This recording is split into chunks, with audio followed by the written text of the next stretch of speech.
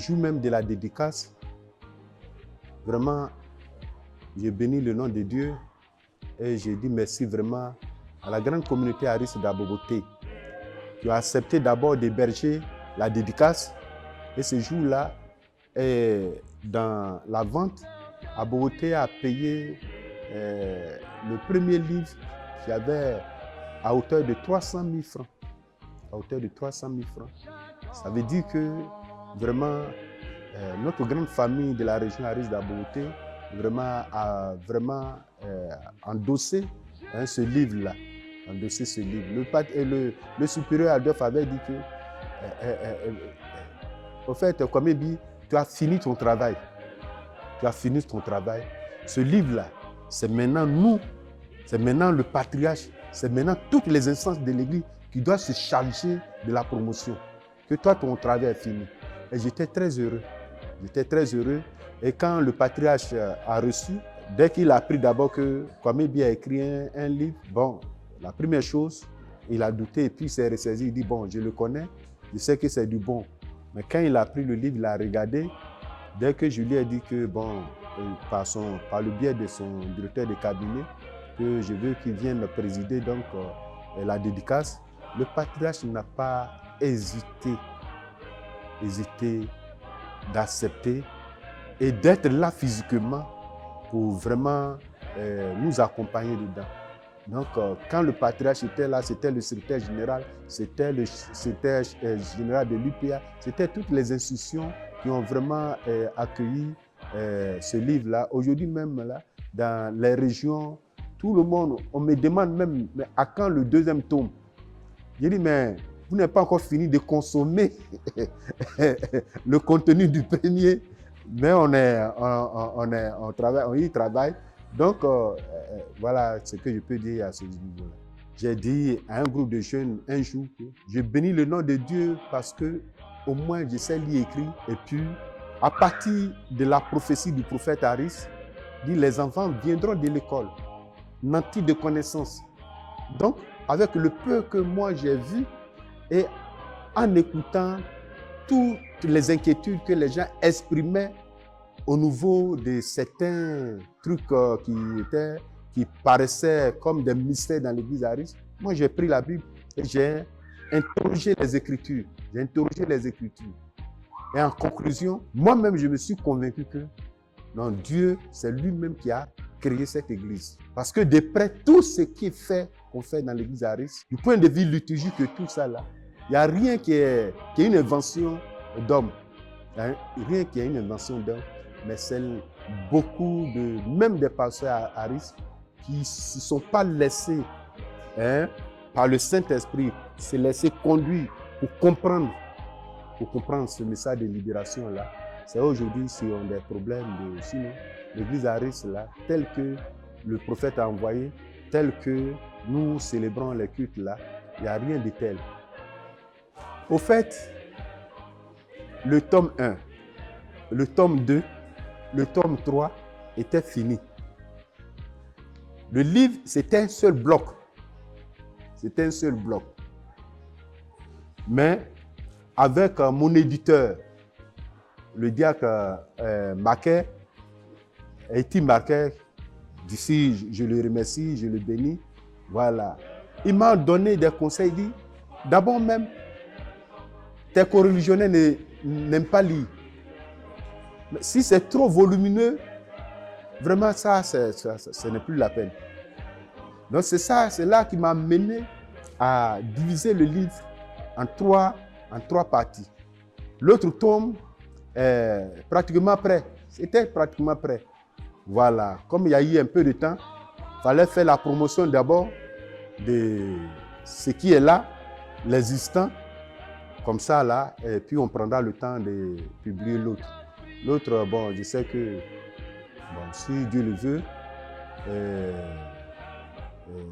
avant mes 35 ans là, voilà, donc l'année prochaine, si Dieu m'est favorable, on va publier le tome 2. On le prépare aussi, bon, en regardant parce que chaque jour, ce qui est merveilleux en écrivant un livre, surtout un livre chrétien, C'est que tant que tu peux passer des nuits blanches, parce qu'il m'arrivait de m'asseoir comme ça, toute une nuit, sans écrire un seul mot. Mais parfois, il arrive des jours où, quand je vais écrire, ma main me fait mal parce que c'était abondant. Donc, quand l'inspiration vient, voilà, depuis ça a pris un peu de temps. Il faut regarder encore par rapport à ce que le premier a donné. Il faut réadapter certaines choses dedans. Et puis bon, ça sera prêt. Sinon, le fond en tant que tel, c'est déjà prêt. Voilà. Mais nous voulons interroger la hiérarchie. Parce que ça va, le deuxième tome porte sur la prophétie du prophète William Wande Harris, qui est une trilogie recommandation. Donc, on va parler, quand on regarde dedans, c'est un programme de société. C'est tout un programme de société, de l'Église, même de la nation.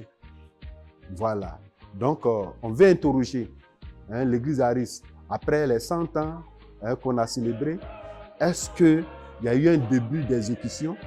Est-ce qu'on est au cœur de l'exécution ou bien la prophétie n'a même pas encore commencé de s'accomplir?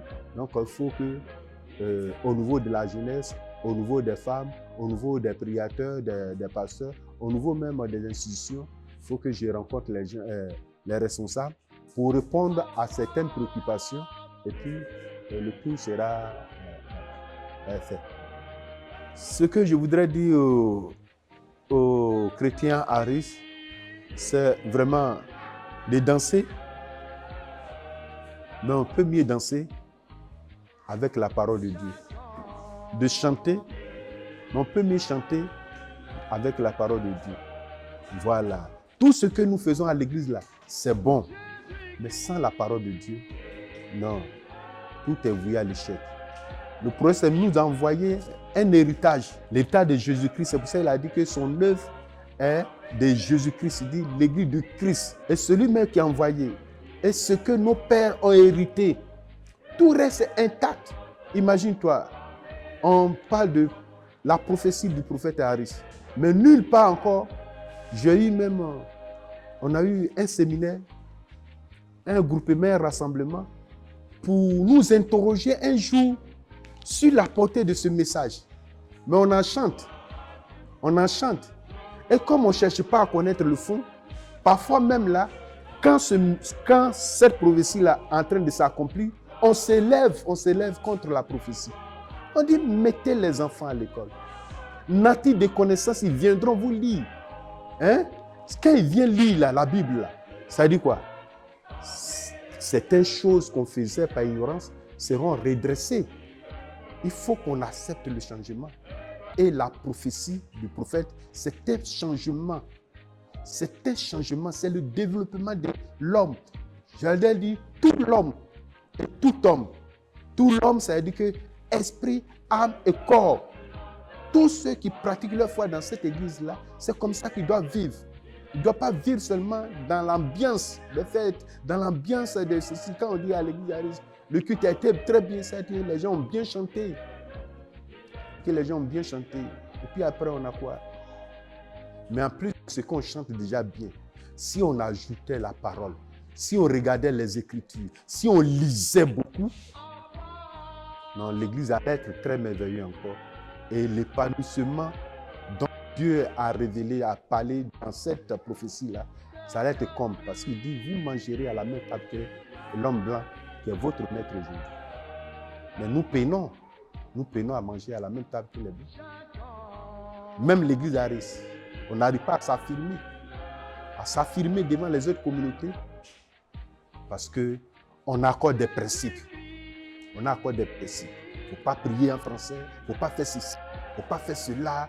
C'est fatigant.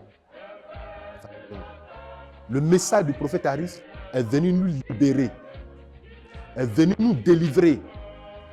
Et c'est le message de notre Seigneur Sauveur Jésus-Christ. On ne peut plus être dans ce message-là et puis avoir encore des réserves. Non, c'est l'épanouissement total. Et je demande à tout le monde vraiment de lire ces livres-là, de lire tous les livres. De lire tous les livres. Il faut beaucoup lire. Il faut beaucoup lire. C'est en lisant beaucoup qu'on apprend beaucoup. Les autres nous connaissent beaucoup. Les autres nous connaissent beaucoup. Les autres communautés chrétiennes nous connaissent beaucoup plus que nous-mêmes. Parce qu'ils lisent. Mais nous, on ne lit pas. On se contente de peu. Quand il y a du monde, oh, c'est fini. On se contente de peu.